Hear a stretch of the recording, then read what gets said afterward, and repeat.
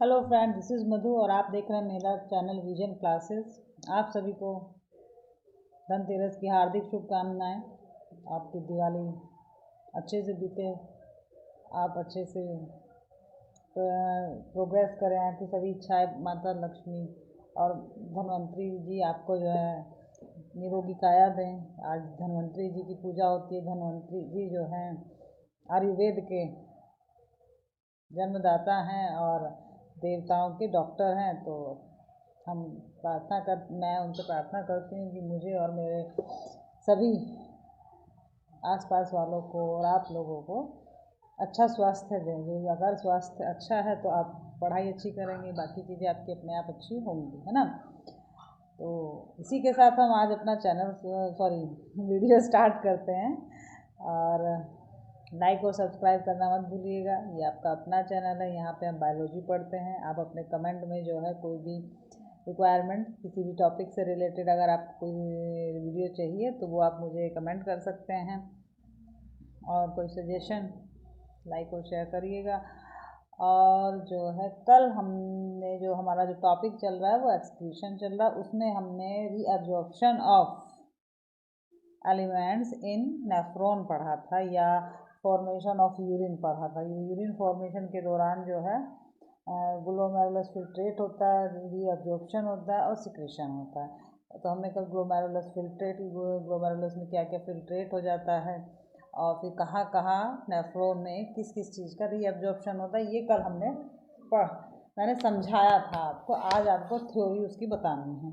मैंने आपको वर्बली सब समझाया था जिससे कि आपके दिमाग में एक बार बैठ जाए। उसके बाद आप जब थ्योरी दोबारा रीड करें तो थोड़ा और अच्छे से बैठ जाए, और दोबारा से आप इसको रिवाइज करें तो ये परमानेंट हो जाए, है ना। ये प्रोसीजर है कि पहले आप किसी चीज़ को एकदम से लर्न करने बैठेंगे स्टार्टिंग में ही तो वो लर्न नहीं होगा।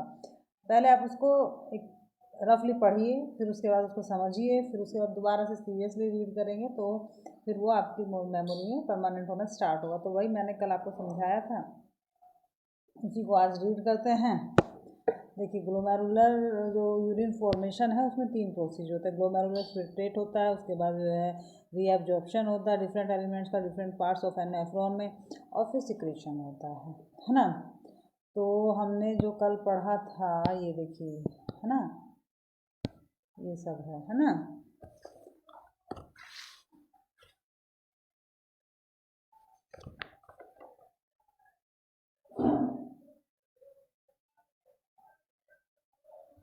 यूरिन फॉर्मेशन उसका रीअब्जॉर्प्शन कल हमने पढ़ा था। ये देखिए यहाँ पे वेट अ मिनट,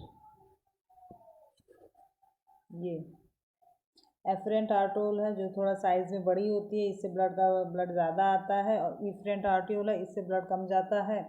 और यहाँ पे ये यहाँ पे एक जो है क्या प्रेशर डेवलप हो जाता है जिसको ग्लोमेरुलस हाइड्रोस्टेटिक प्रेशर कहते हैं।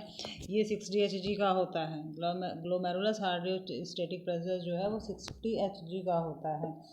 और कोलॉइडल ऑस्मोटिक प्रेशर जो है यहाँ पे 32 लिखा है ना, सॉरी 30 लिखा है, ये 32 आप कर लीजिएगा। ये 32 Hg 32 mmHg का होता है।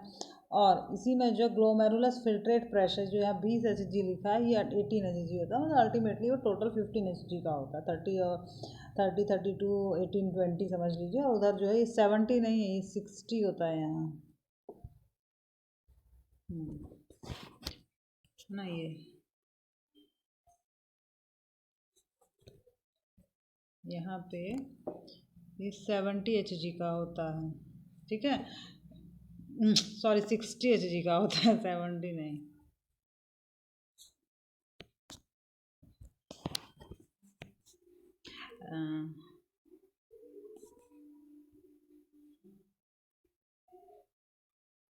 ज़्यादा ही हो गया।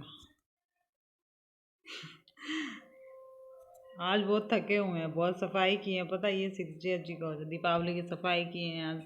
और जो है बाहर थोड़े से जो पेड़ पौधे लगाए हैं वो उनका जो वो होता है लकड़ी वाला जो बनाते हैं गाय भैंस से बचाने के लिए, गेट के बाहर वो टूट गया था तो उसको बनवाए हैं। और तो थोड़ी कटिंग शटिंग की है, पेड़ पौधे ना वो टूटने की वजह से उसको छेड़ नहीं रहे थे कि टूट जाएगा तो गिर जाएगा, जैसे उसको छुए वो पूरा गिर गया। तो उसी को जो है बनवाए हैं आज। और जो है उसी में पेड़ पौधों की थोड़ी कटिंग शटिंग की हैं, थोड़े उनको जो है ना थोड़ा नरिशमेंट मिले, थोड़ा धूप मिले, तो उसी में आज बहुत थक गए। आज का दिन बहुत हैट्रिक था।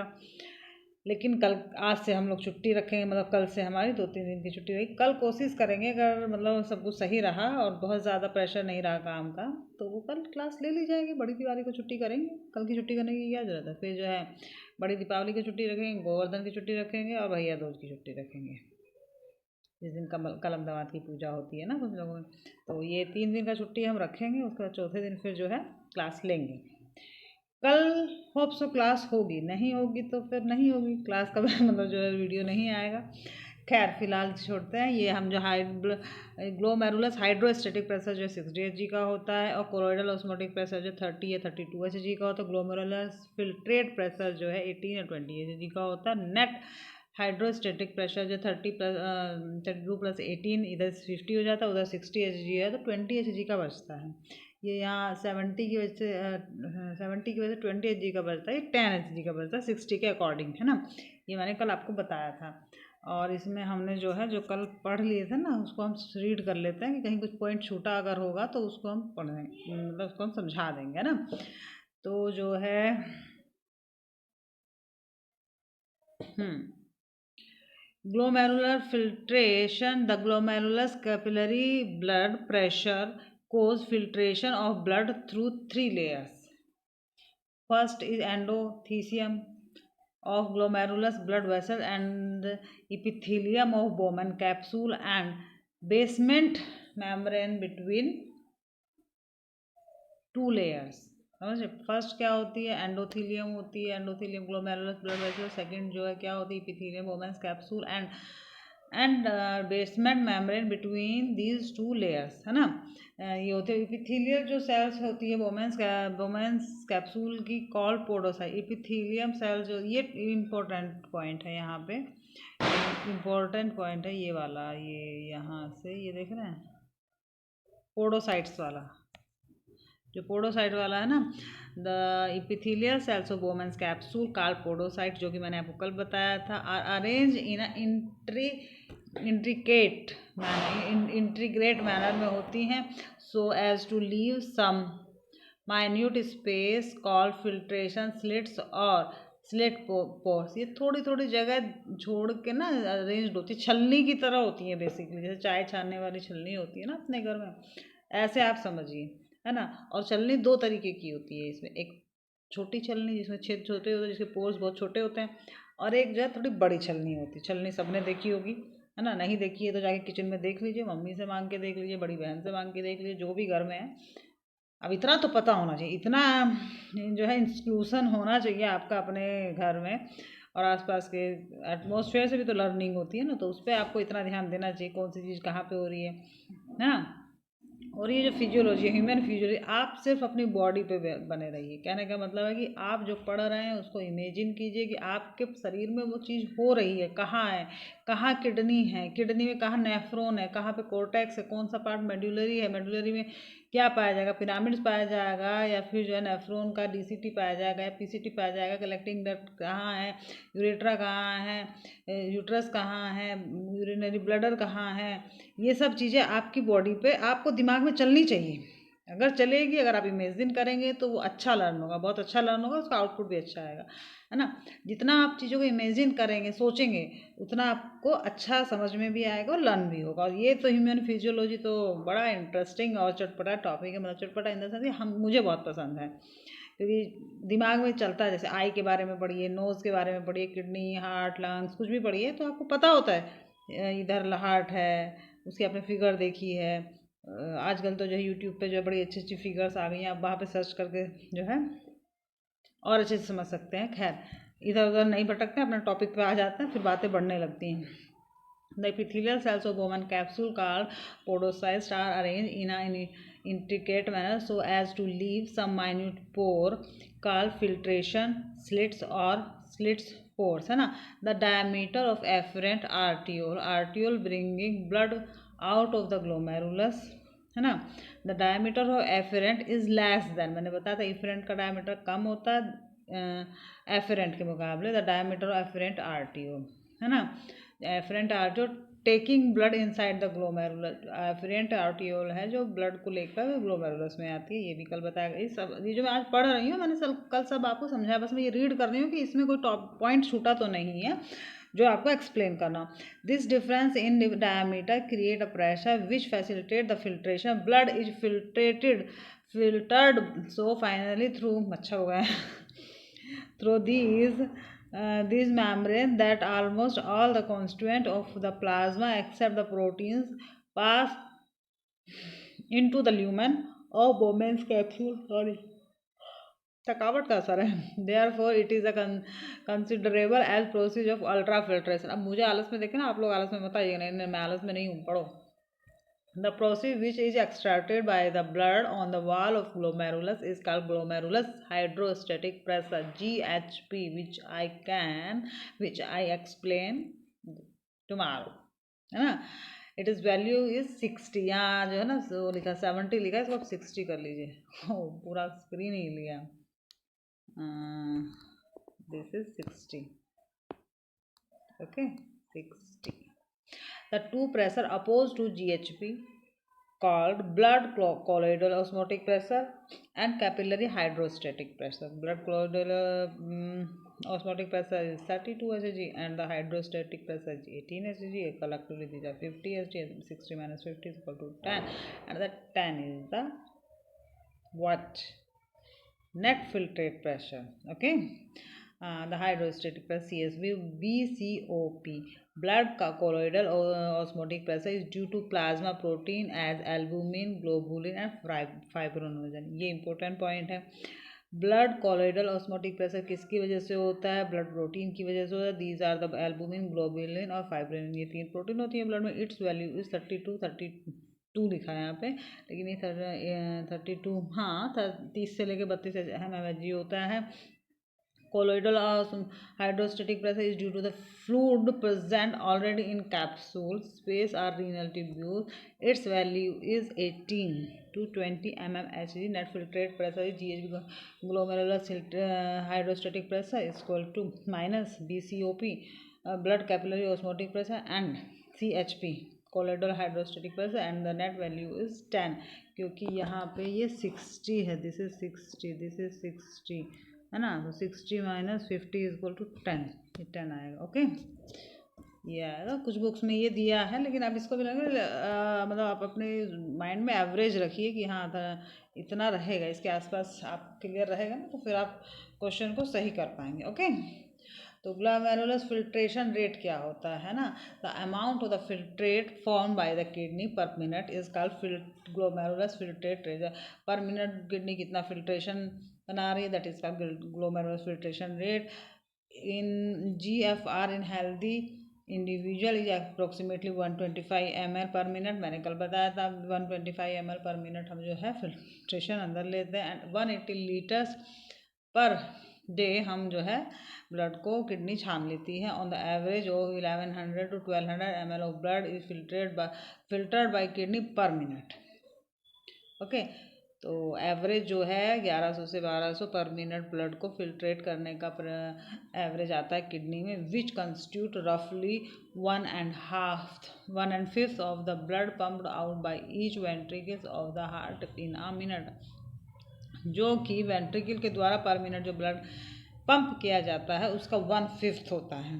ओके, तो ये यहाँ पे ग्लोमेरुलस की ये है स्ट्रक्चर है। एफरेंट इफरेंट आपको पढ़ा ही दिए हैं। हाइड्रोस्टेटिक प्रेशर पढ़ा दिए, नेट फिल्टर प्रेशर पढ़ा दिए, कोलोइडल प्रेशर, हाइड्रो और जो है ब्लड कैपिलरी ऑस्मोटिक प्रेशर भी आप पढ़ चुके हैं। Regulation of GFR, the kidney have built in a mechanism for the regulation of glomerular filtration rate. One such efficient mechanism is carried out by juxtaglomerulus apparatus.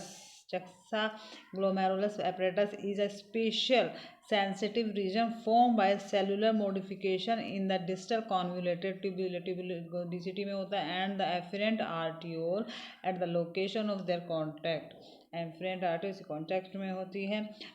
Fall in GFR can activate the GJ juxta glomerulus cells to release renin, extramedullary rays cells जो है renin का secretion करते हैं, which can stimulate the glomerulus blood flow and thereby the GFR back to normal. GFR normal हो जाता है। Reabsorption, हमने कल रीएब्जॉर्प्शन भी पढ़ा था, कहाँ पे कौन सी चीज़ का कौन से कंपोनेंट का रीएब्जॉर्प्शन होता है।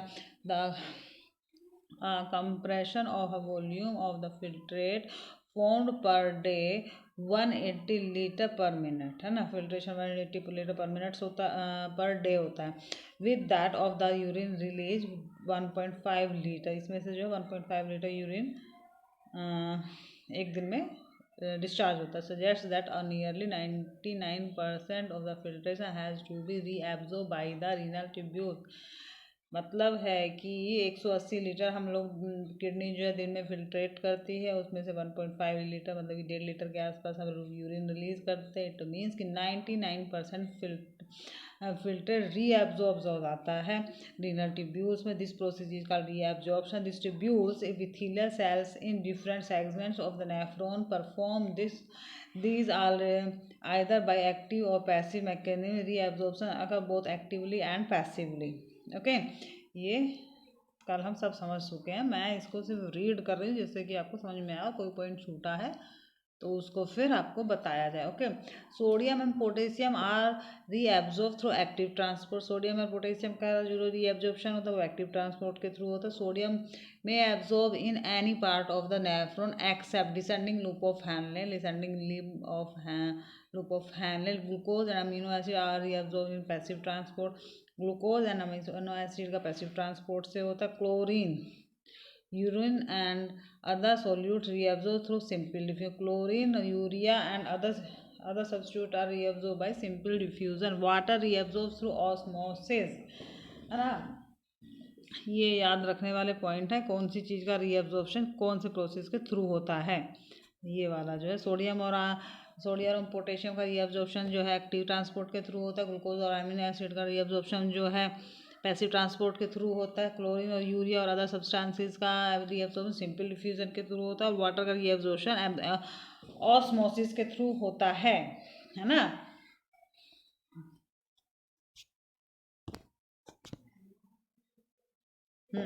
The substance which are completely reabsorbed from filtrate are called high threshold substance as glucose, amino acid and the keto acid. If level of glucose in blood more than 180 milligram per 100 ml, it some amount excretes with urine called glucosuria. अगर blood glucose का जो amount है blood में बढ़ जाता है 180 ml पर 100 ml of blood से, तो वह यूरिन में आने लगता है, उसे ग्लूकोसूरिया कहा जाता है। The substance which are reabsorb in small quantity are called lower threshold substance as phosphate, sulphate and urea and uric acid. Lower threshold उनको कहा जाता है जो कम अमाउंट में रीअब्सॉर्ब होते हैं, as phosphate, sulphate, urea and uric acid. The substance which are not reabsorb from the filtrate are called no threshold or a threshold substance as hippuric acid and carotene. The substances which are not absorbed from the filtrate, these are called no threshold or a threshold such as। उनमें कौन कौन से example दो हैं। एक तो हिप्यूरिक acid जो ornithine cycle में बनता है उन एनिमल में जो कि फ्रूट्स खाते हैं। और हिप्यूरिक एसिड में की फॉर्मेशन में क्या होता है, हिप्यूरिक एसिड जो बनता है किस किस के मिलने से बनता है, मैंने बताया था ना। याद है तो बताए, नहीं याद है तो फिर चला जाए। हाँ, किसी को कोई टाइप करके बताए कि हिप्यूरिक एसिड किस किस के मिलने से बनता है, किस किस के मिलने से बनता है। किसी को याद है तो बताएं, नहीं याद है तो फिर ना बताएं, फिर हम आगे चलते हैं, है ना। तो बेसिकली जो है हिप्यूरिक एसिड उन एनिमल्स में बनता है जो फ्रूट्स खाते हैं। हिप्यूरिक एसिड और एसिड एक ही साथ बनते हैं, पक्षी जो फ्रूट्स खाते हैं। जैसे कि उसमें क्या होता है, बता मैं ही बता देती हूँ। तो ऑर्निथिनिक यूरिक एसिड का एक्सक्रीशन होता है और जो फ्रूट्स खाते हैं उनमें होता है। बस ये देखना है। हाँ, तो क्या छोड़ो। हाँ, तो यहाँ थे ना द सब्सटेंस विच आर, ये हो गया। The substance which are not reabsorbed from the filter called the a threshold or non threshold, that is uric acid. कैरेटिनिन 9 जिसमें NIN जिसमें आया क्या है एक्सक्रीटरी सब्सटेंस, और creatinine this is the high energy compound, जो कि मैंने डिफरेंस बताया था आपको।